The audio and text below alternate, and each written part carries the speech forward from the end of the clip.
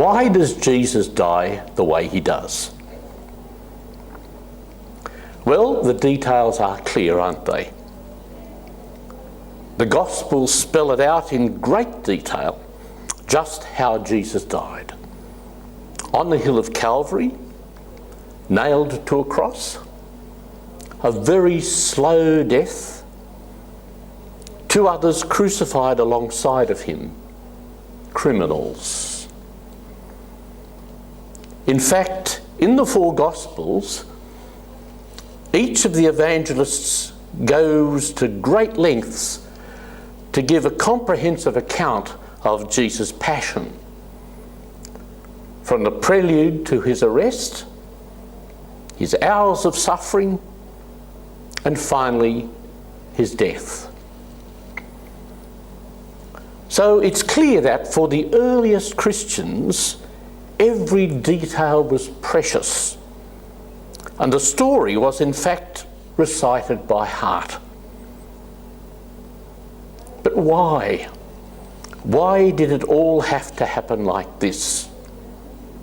Why did Jesus' passion and death have to happen at all? And why should Jesus' suffering and death be so important for us in the 21st century?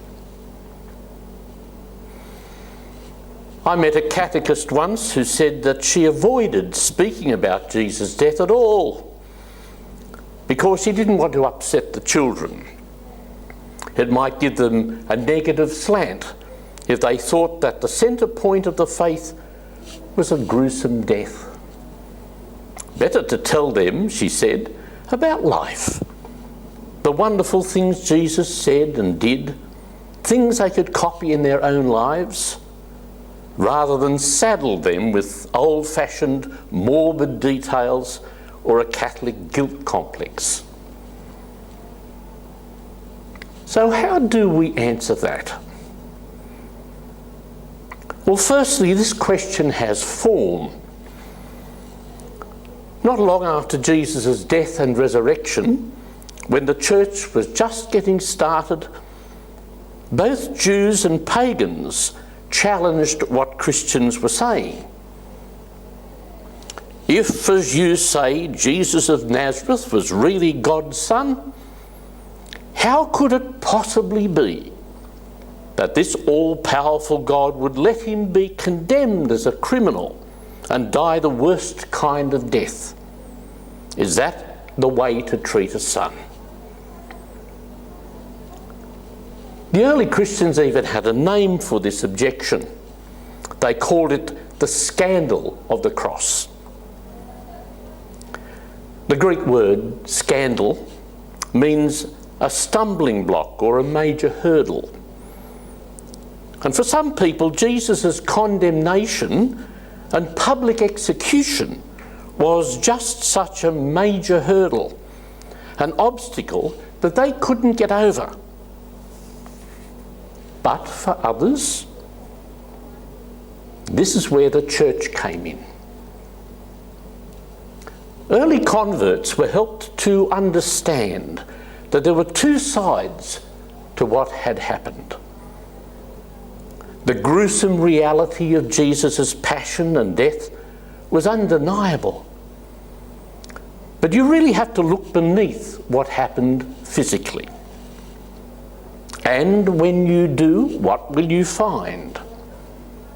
You will find the mystery of God's divine life opening up to you in a way that is life-changing, where you will be no longer a stranger, alienated from God, but a son or a daughter, just like Jesus, at home with God in the place prepared for you.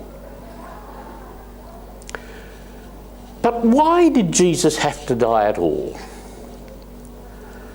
Was God so angry at people's rejection of him? Angry at the depths of human depravity and sin, that he would demand the ultimate payback, the violent death of his own son? But is this the kind of bloodthirsty and vengeful God we know? Far from it. So there must be some other explanation. But maybe Jesus had a kind of death wish. Did he deliberately look for his own death? No, the Gospels are clear on this. Jesus' heart was set on keeping faithful to the message of who he was and who his Father is. And if this meant being condemned and sentenced to execution, then he would accept the full consequences. But he would not waver one bit. His life was in his own hands, and yet he calmly handed himself over. But did he have to go all the way and die? Couldn't he have worked out some sort of compromise with the authorities? But wouldn't this mean the end of his message? Wouldn't it show that he was just a man after all, concerned about his own life? And what then? He would have simply faded into oblivion, a forgotten man. And so would his movement and his followers. But it could not happen like that. Jesus' message was God's own message, and he believed passionately that there could be no compromise.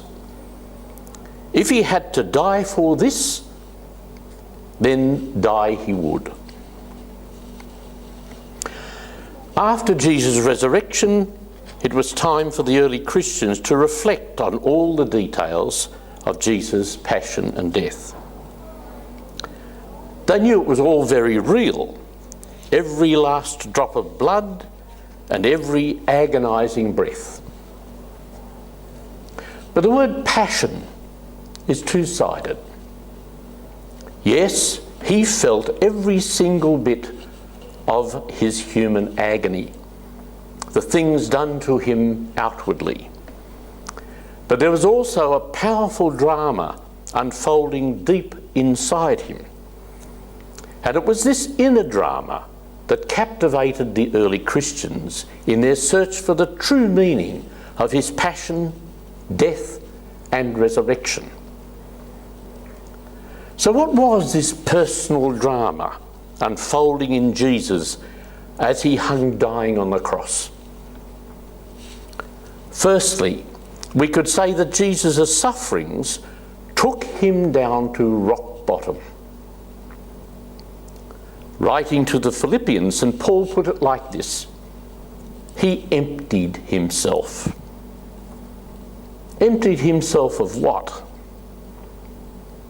Well, because he was truly human, he had to contend with all the things that lie at the basis of our own human nature. The self, ambition, self-seeking, being a law unto himself. These things took root in the hearts of Adam and Eve and caused the fall from God's grace. Jesus was tempted in every way that we are, but he never gave in. Instead, he put self aside and turned completely to his God. Never was this more true than when he was dying on the cross, utterly devoid of self.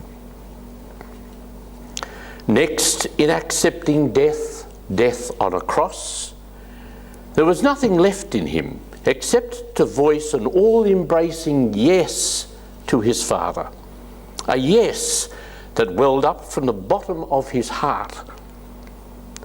Here was the greatest expression of a profound reconciliation between human beings and their loving Creator God. Jesus, truly human, and yet the divine Son of God, in the very act of dying, opens the way for our own entry in partnership with him into the arms of God. He himself becomes, as the poet James Macaulay put it, divine love in a human heart. The earliest Christians saw in Jesus' death the greatest of all sacrifices ever offered to God. And he didn't offer this sacrifice just for himself alone. Jesus is so intimately connected with each of us, a fact that grew in him and surfaced in so many ways, especially at the Last Supper.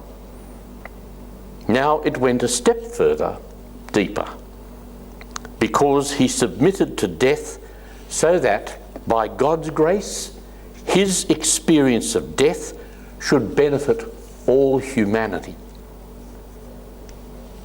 So our original question was, why does Jesus die the way he does? Do you think we come any closer now to answering this? The Church has always maintained that each Christian person has the duty to think about Jesus' passion, death, and resurrection, and to keep coming back to it as a source of prayer on our own spiritual journey. The early fathers of the Church promoted meditation centred on the Gospel Passion accounts. They encouraged the praying of the Psalms as coming from the lips of Jesus in the midst of his passion, his death, and his resurrection. And in many ways, this was the basis for the monastic practice of Lectio Divina. Later on in the Middle Ages, two devotions, the Rosary and the Stations of the Cross, were popularised by various religious orders for use especially by lay people. It's not the Church's intention that we should focus only on the physical aspects of what happened to Jesus. As important as these are, they're only a starting point. Jesus' different wounds and the range of things done to him were not an end in themselves. The ultimate aim is that we may be able to progress into the realm of our own personal faith, to make the personal connection between what Jesus underwent and our own life's journey of faith, and to have that strengthened and purified. Asking ourselves the question, why does Jesus die the way he does? And having that question motivate our search for the answers goes to the very heart of who we are and how we function as companions of Jesus.